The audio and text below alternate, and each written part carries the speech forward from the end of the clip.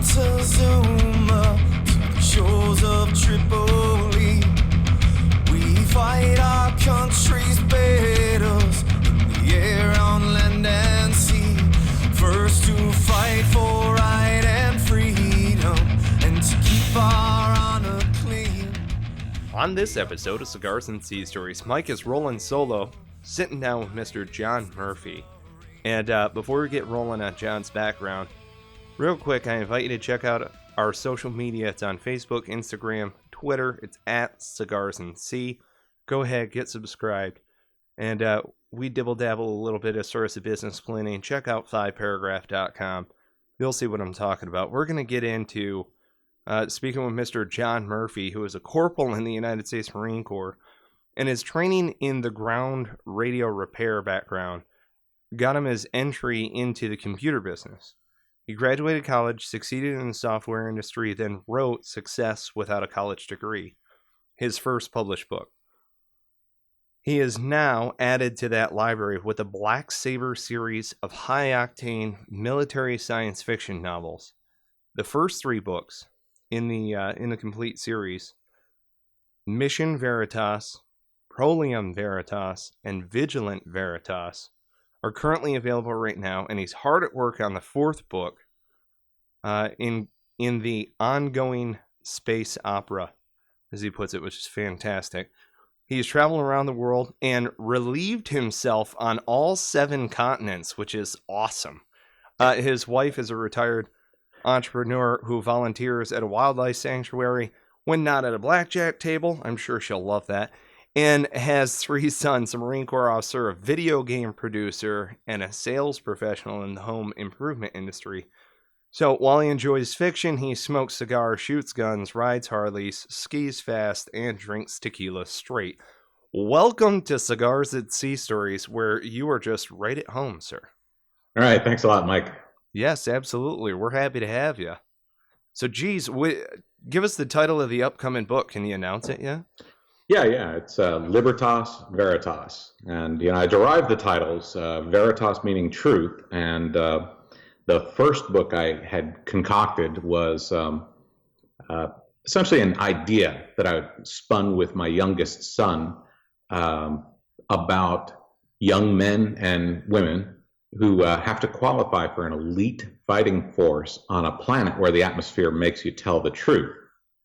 So anything that you've got going in is going to come out while you're on this mission. And so hence Mission Veritas. And the primary character, Vaughn Killian, has something to hide. He spent 2 years as a ruthless rebel fighter, and he's got to try and keep that suppressed because he doesn't know who to trust and who not to trust, and he might wind up in prison or worse. Wow, very interesting premise for a book. And this came out of a conversation with your son, as well as what were some of the other different, what are you drawing on as far as some of these other different sources, as far as the is there combat related to it? Is there a training thing? Are we talking more like Starship Troopers? How would you put it? Yeah, I certainly like Starship Troopers.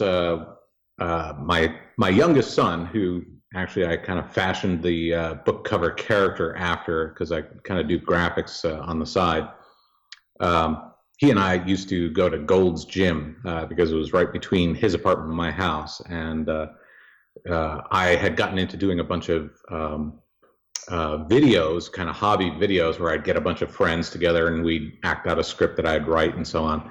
And I showed it one time before 50, 60 people. And they all came up saying, "Hey, yeah, that was awesome. I have kids who would love to be in a movie like that." Of course, every kid wants to be a star. So at that time, my son was 17, and he said, "Sure, yeah, I'll be in it." And so we'd go to the gym and we'd talk about it, and I'd say, "Well, I got to come up with some kind of story. I don't want it to have anything to do with drugs or pregnancy or high school or any present day issues." So I said, "How about something in the future, or something about the military?" I've always wanted to do military type stuff, military science fiction specifically. Mm-hmm. And this was a great opportunity for it. And So that's kind of where it went from there. And took a few years to write, because I had to learn how to actually write fiction. Right. Yeah, there is kind of a formula to it. Yeah. There's only like what is it, like 9 breakdowns of a story or something along that in order to make a linear story actually make sense, right? Yeah, I think we're talking emotional breakdowns when it comes to it. It's like, am I doing any good? Oh, I can't Right. stand it. But yeah, a lot of people decide, hey, I'm going to write a novel, and they sit down just like I did. They sit down late at night and they start hammering away. They have no idea what they're doing. So it's kind of like saying, yeah, I like music. I think I'll sit down and write a song. Yeah. So it does take some skills and practice and a lot of learning. So yeah, it took a while to refine it to the point where it actually got a publisher. Yeah. And this is interesting also because, correct me if I'm wrong, you reached out through one of our forums, right? Said, hey, got connected through another veteran, said that we should have a chat, kind of a deal, which is awesome. We ask our listenership to do this all the time. Thank you so much for getting in touch with us via these routes. But what was great in getting on the conversation, or getting on the phone and having the conversation with you, is you were talking about your first book, right? Which is Success Without a College Degree, and how coming out of your technical background as being a radio repair guy, getting trained out in good old 29 stumps, right? That's correct. That's where you went to comm school. But yes. But it helped. What I found interesting is how your military experience actually wound up being way more beneficial later on down the line. Could you enlighten some of our listeners as far as like your pathway in going through the Marine Corps and what you came out with and some of these different things? Because I'm interested to get back into the fiction, which I myself want to write a bit of fiction. But you went from a technical book over to that. How did you, stepping stone wise, go about this career path? Sure. Well, it all started back. I actually went to college and graduated in 1983. And during that time, I went to boot camp, enlisted boot camp between my junior and senior year. So in 1982. And I graduated. I had my degree. I had gone through boot camp, gone through infantry school, and I was out there trying to get a job. And it seemed like everywhere I went, I'd pound the pavement. I was really assertive and aggressive, trying to get that job. And everywhere I went, it was like, oh, I've got a business management degree, and people say, yeah, we get business management degrees by the dozen. What do you want to do? It's like, well, I don't know. That's one of the things they never really help you focus on in college is choosing your skill set. So I was very frustrated. My first job was selling shoes down in Albuquerque, New Mexico for $4 an hour. And I'd still try and job hunt on the weekends. And I eventually said, I'm going to go back to college. So I went back to college, or I went to the town, but then my ex-fiance, who I left at the altar, found out I was in town. No. So she chased me down, plied me with guilt, and so said, we ought to just run away together. Let's go to Minneapolis or something, get away from everyone we know. And my thought was, it's not everyone else, it's you. So I wound up heading out to Seattle, and same situation with my college degree. It's like getting entry-level jobs everywhere. Certainly nothing like what I expected for having a degree. And eventually wound up selling newspaper subscriptions, working at The Gap, and so on and so forth. So I was really disheartened. And I was, part of the reserve unit there in Seattle, and they said, "Hey, we've got a billet open for ground radio repair. It's a year-long school in 29 Palms. You want to go?" And it's like, "Oh yeah, I definitely want that." So I went, and I got there. It was late May, and it was hot as hell. And I thought, "What the hell am I doing here? This is hell." But it wasn't too long. I managed to survive the 115-degree heat in the summer. Sure. And by the end of it, it was like, I love this place. Right. It grows on you, doesn't it? Yeah, As like a and, duty station, it really does. You know, it doesn't take too many visits to Indian Cove to say, yeah, this is awesome. Right. You know? And if any of the listeners recall, they have all kinds of waterfalls and whatnot that kind of creep down the hill. And just a side story, one of the times me and my buddies go up, pretty much every day after work, after school was out. So about 6 o'clock, and it's, bright until late. We go up there, and there's a couple locals that are up there, and there's a girl there, and she's naked. And the guys are all like, oh, geez, what do we do? So I was smoking cigarettes at the time. I pulled out a cigarette, walked up to her and said, got a light?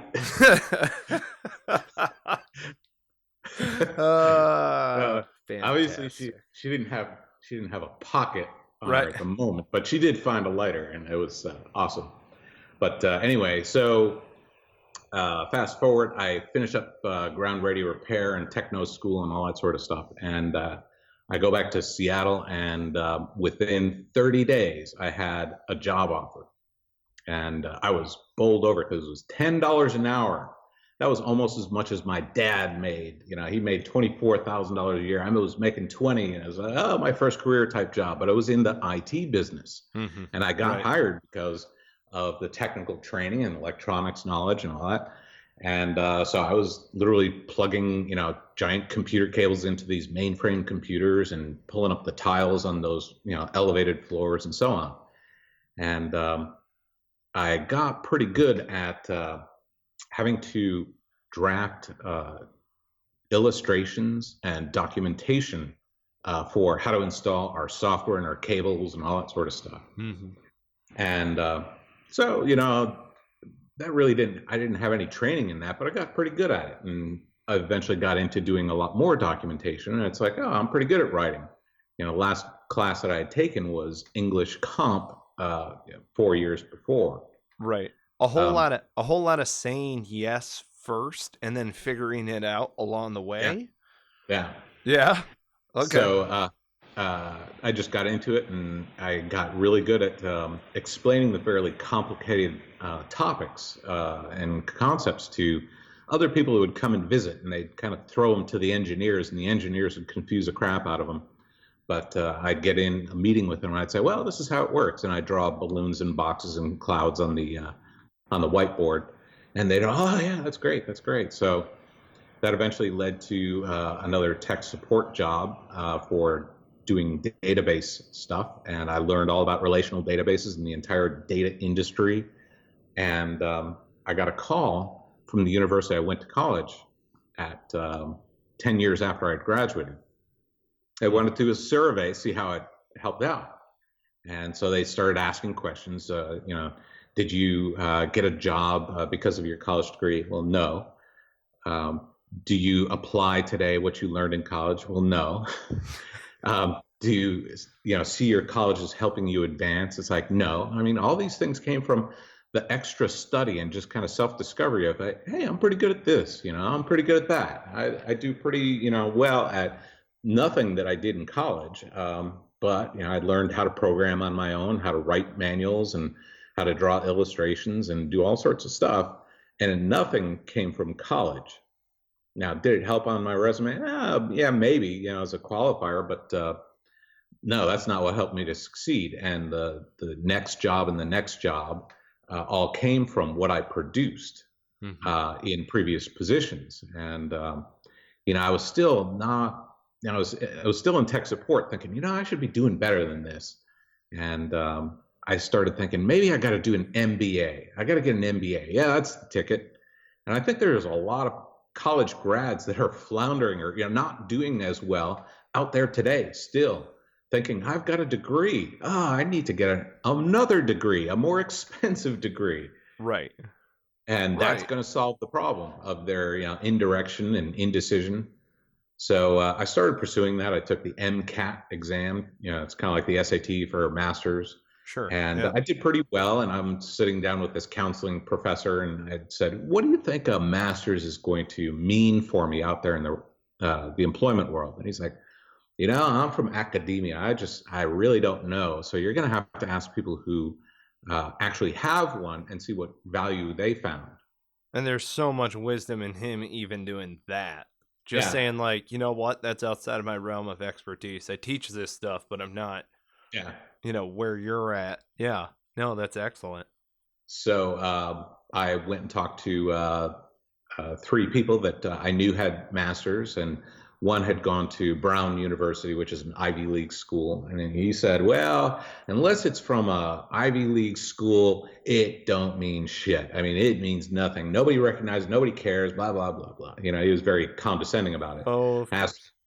I asked another guy, and he says, well, it depends on what you want going in, because if you don't know what you want going in, you won't know what you want coming out. You just have no idea. You're, aimless.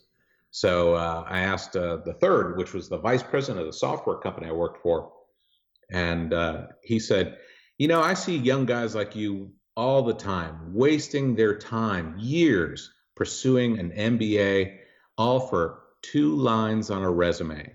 What you ought to do, young man, is work your ass off, take on extra projects and so on, and wind up with 3 inches thick of experience.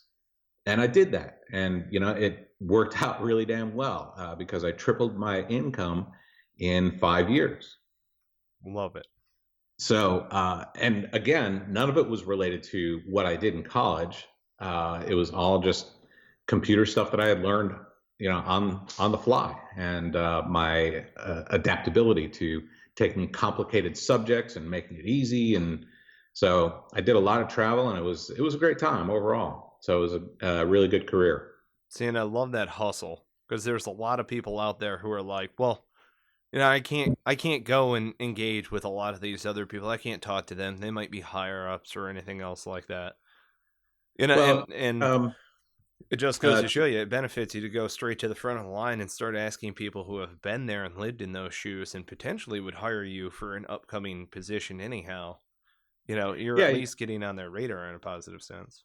I listened to your keynote podcast that you have, and one of the things that occurred to me is that one of the things Marines have in common is the fact that they volunteer for this, and they have a mindset of not like, hey, what are you doing Saturday? Oh, I think I'm joining the Marine Corps. Maybe not. No, it's very deliberate. It's a decision. I want something better in my life.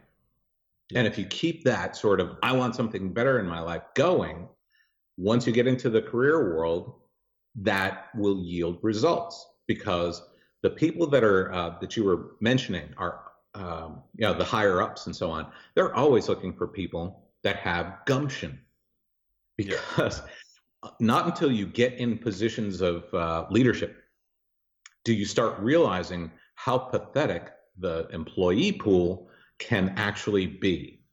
And you are so desperate to find somebody with some gumption, some motivation, personal, goals that they're seeking out. And that's kind of a given when you say, yeah, I'm going to join the Marine Corps. You could say, oh, I could join the Air Force, or I could do nothing, whatever. But joining the Marine Corps says a lot about what your personal drive is in life, and wanting that something special. You want to better your life. You want to, whatever the vision may be at that time, that characteristic stays with you for the rest of your life. So when you get into the business world, the higher ups all crave to have somebody that has gumption. They have ambition. Yes. Well, and some people misinterpret that for cutthroat. And I strongly disagree. I think that it boils down to that fight, that passion, that fire in the belly, and what, some people say, what do you mean, the willingness to fight back? No, that's defensive. So you walk around looking for a fight? No, negative. Just in the fight, the mentality of constantly pushing, striving to be the better you, and it's something where a lot of people, when you say that, it's like, oh, okay, I guess you've achieved, the utmost in enlightenment. No, negative. I'm trying to go down to down this path, with fellows. I'm looking for other people who want that same thing. That's why we were drawn, to use a cheesy line, that's why we were drawn to the Yellow Footprints. We were looking for other people with that fight who had a similar core belief and value structure and so on and so forth, to where it was like we could rely on one another. A lot of people think that it's like you're programmed in boot camp to where when you get out, now we can tell you to do things and then it's just going to be lockstep in that sense. I don't think that they truly understand that you have to earn that shit. The reason for boot camp is it's like, you're basically, you have to earn and show that you have that individual fight. Otherwise, you're not worth it. You're just not, it's one of those things to where it's like, oh, how long does it take the average person to make it through Marine Corps boot camp? Well, it's a trick question. The average person can't make it through Marine Corps boot camp. And that's just the basic step that's necessary in order to earn the Eagle Globe and Anchor. And then you have to be able to perform these tasks.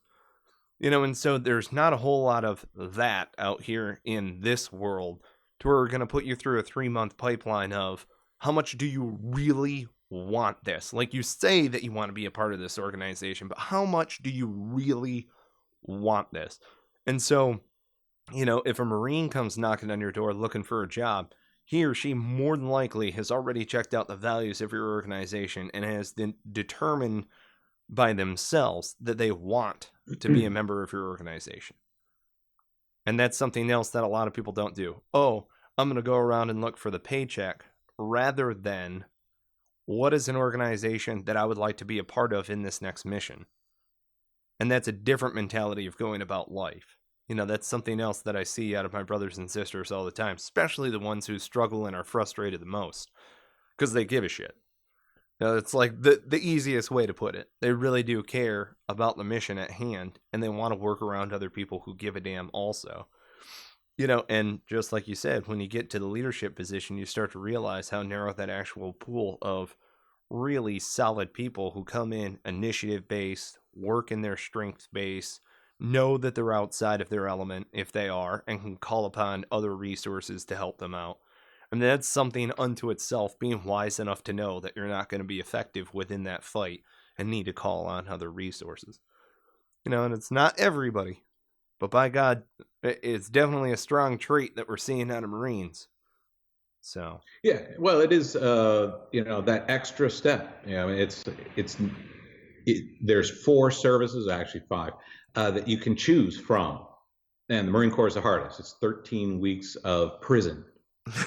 I'll take that. I'll take that. Yes, sir. Right. Thank you. Have another. One more comment about the business world that before I mention too much about before we move on to my book, is that if you change your mindset, as somebody coming up in the world, and you're out there looking at jobs and so on, or you're working right now. A lot of people come up with an idea that the employer is the evil corporation, and even if it's a corporation of 12 people that installs heating equipment, and they look at the boss like, oh, you're rich and you're a tyrant and all this sort of, it's like, wait a second. Business leaders are, like generals in armies, and they have to muster an army of people that will work towards a common mission of producing products or selling goods or doing whatever so that everybody gets paid. And there's so many employees out there. It's like, hey, you owe me this living. You owe me this paycheck. You want extra time from me? You got to pay me extra, or I'm just going to complain, until the cows come home. So as I mentioned before, when business leaders find somebody with gumption, somebody that says to them, hey, I remember when I was your age, you kind of remind me of me. Right. They want to see somebody that is like, I'm ready to join the team. I'm ready to join your army to accomplish your mission. And they need people like that to help them with, big problems and small problems. And, the art of getting ahead in the world is learning to solve bigger problems. Yep, absolutely. Well, there you go. Thank you for those words of wisdom. Yes, let's jump straight into the book now. Let's you told us a little bit of background as far as the character and where they're at and what they're doing and all of these great things as far as based on a planet. You have to tell the truth due to the atmospherics that are there. They're training together, they've come together. Tell us about this journey that they've gone through over 3 books and then now what you're working on. Well, the story starts out with a 16-year-old guy, Vaughn Killian, and his parents get killed in an embassy attack in Bangkok. And all of a sudden, he is thrust onto the street, having to survive as a rebel. And when he finally gets out of there, he wants to join the military, but by that time, the global alliance has pretty much control over everything, over everybody's militaries. Everybody's supposedly got sovereignty, but man, they do whatever the global alliance says. Therefore, the future military has been kind of neutered, and everything is fairly weak. And it's like, this is kind of worthless. Nothing like what he expected. He expected something brutal, kind of like Marine Corps boot camp, but it turns out to be nothing like that. A bunch of therapy circles and talking about feelings, and this irritates the crap out of him. And he's like, "Man, where's the training? I want to get back into the fight against all these bad guys." And so he gets kicked out, and then all of a sudden is tapped for this elite force. And he's like, "Yeah, what is this?" And so it's like, well, it's more of what you were looking for. So the story kind of goes from there.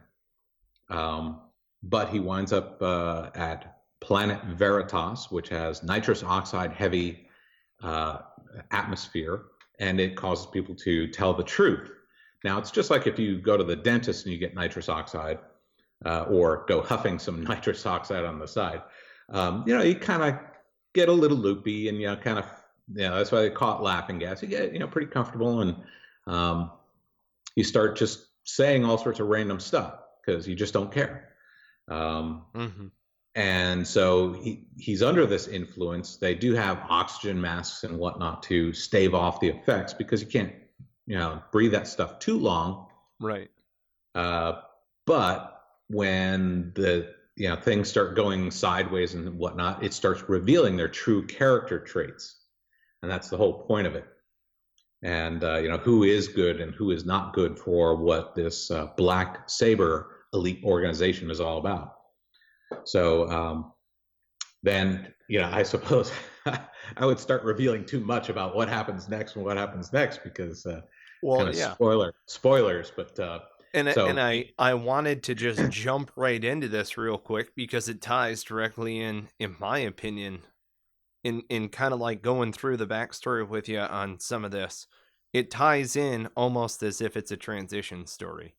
And I say it that way because you come out of this rebel background of badassery. And let me just tell you, from fighting in 2 different wars, coming back from combat, and then being around a whole population of people who are neutered, and being like, oh, wow, how the hell am I going to, kind of survive through this? I was looking for something much greater, and then being attracted to this unique unit in a sense, out of a sense of purpose and mission. Because I remembered our conversation from before, and I find that it is unique in the sense that it's almost got a transition, or as I like to put it, an evolution pathway through it, which I find to be extraordinarily interesting. So, yeah, and part of it is certainly that sort of transition. And in book 4, I was really, the one that I'm presently working on, I was really thinking about getting into some of the details about, because by this time there's been some heavy combat and whatnot. And the main character is undergoing some studies. And I was considering, I don't know personally about being in combat, but certainly the things that I hear, I take a lot of training in, combative arms and whatnot, just because I like it. And I meet a lot of vets, and they all have similar sort of stories of they want or they miss certain things. One is the heightened state of living. So when you're in a combat theater, things have a certain stress to it, and it's like, yeah, we're really on the front line. Some of the guys have actually been in combat. My son, who went through officer candidate school, he went through with some guys that were Navy SEALs, and they'd tell stories, and they all seem to have this same sort of, it's like, man, they missed that adrenaline, and I tried my best to capture that sort of sentiment in some of the scenes. As people having gotten out or having experienced it, I didn't want to, I had stepped lightly around the idea of PTSD and whatnot, because, certainly I'm not a professional. I can't, render any kind of opinion with any authority whatsoever. But, the whole idea of the heightened state of living, excitement, it's all horrible and stuff, but there's also the camaraderie of having been in a military unit where everybody's really, really tight, and you get out into the civilian world and it's like, man, there's nobody to talk to. All these yahoos, they're just idiots. I can't believe it. I can't tuck in those pants. Wear some freaking shoes, cut your freaking hair. Right. So, anyway, it's the needle of war. Yeah. And, I mean, I definitely, I don't miss shitting in a bag every day. I don't want to do that anymore. But I know exactly what you're talking about, because I tell people it's this sense of being turned on, meaning like all the way down from the root of your hair all the way out to your fingertips. Everything is on. And it's one of those things where it is like this strange heightened state of living, to where at least everything that you're doing adds value no matter what. Yeah. It's a unique thing, especially when, Christ, my last 2 months in combat were 50-50, where it was like 6 on, 6 off. You get 3 hours of sleep at night. I mean, what are you going to do? Are you going to sleep for 6 hours in the middle of the day? It's August, September time frame in Sank, Afghanistan. It's so balls hot. You just wake up with flies in your mouth. So it's like, it's basically a godsend when you get sent, out to post, to where you can 50-50 out there and get a meager 6 hours kind of a deal. But at the same time, when you're on and you're up and you're doing stuff and you're active, there is that charge. It's almost an electricity that goes about you. It's almost like you trick yourself into placebo sleep, is the way that I tell it to people. Like, no, I'm good. I'm fine. I'm here. I'm in the fight. I'm locked on. We're set. And you can be tired as shit. There were definitely times coming off field ops over the weekend or whatever where you would rack up for, say, 12 hours. But it's very, very strange looking back on it, where it's like, no, I don't miss the patrol bases that we worked and lived out of. But every once in a while, I very much so miss going on patrol, because it's something that you feel highly effective. It's not even a power thing or like an ego thing. It's just you're living with a purpose. Well, certainly I'm no physiologist, but I think physiologically speaking, your body is on high adrenaline, and it's like, man, we are in danger. We've got to survive, but keep a cool head, do your job and whatnot. But your adrenaline is still pumping. Mm-hmm. It's not like, it's snack time, let's watch some TV. So that has an effect. I can certainly understand how it would be incredibly exciting. Yeah. Well, and it's interesting to see as your characters, progress through, because I got to pick these up and start going through them and stuff like that. I've heard the story through you and then read online, which, real quick, for our listeners, what are the links that they can check your work out at? I'll just give you a website name. It's missionveritas.com. Okay. And if if listeners go there, they can see links to the books that you can get them on Amazon and iTunes and whatnot, rather than giving specific links with individual letters and whatnot, because it's a little hard to remember. But missionveritas.com. And I mentioned before, I kind of have gotten into doing some graphics. So as a graphics hobbyist, not a professional, I illustrated some of the scenes from the story using 3D graphics. So I spent a lot of time doing that, but my wife is like, stop tinkering with that. Write the next book. So that's Right. what I'm concentrating all my time on right now, is just getting to the next book. But I had a clear vision in my head of what the environment looked like, what the characters looked like, and so I thought I'd go ahead and put that together into a gallery. So I've got probably 30 or 40 pictures up there. And I have hundreds more that weren't quite good enough to post, but I think some of those pictures are pretty illustrative of the scenes in the this planet Veritas. Yeah, and you folks definitely need to check out Mission Veritas. I asked earlier about whether or not it was like Super Troopers, and my favorite review that you've got on here. Wait, Super Troopers or Starship Troopers? Starship Troopers. Yeah, totally different. I love me some Super Troopers, though. Oh, that's hilarious. Canada, huh? Almost made it. Yeah. Yeah, oh yeah. Yeah, sorry, I digress. Like Super Troopers, but intelligent. Yeah, That Starship is Troopers. Yeah. Starship Troopers, but intelligent. Like Starship Troopers, but intelligent. That's a damn good review on there.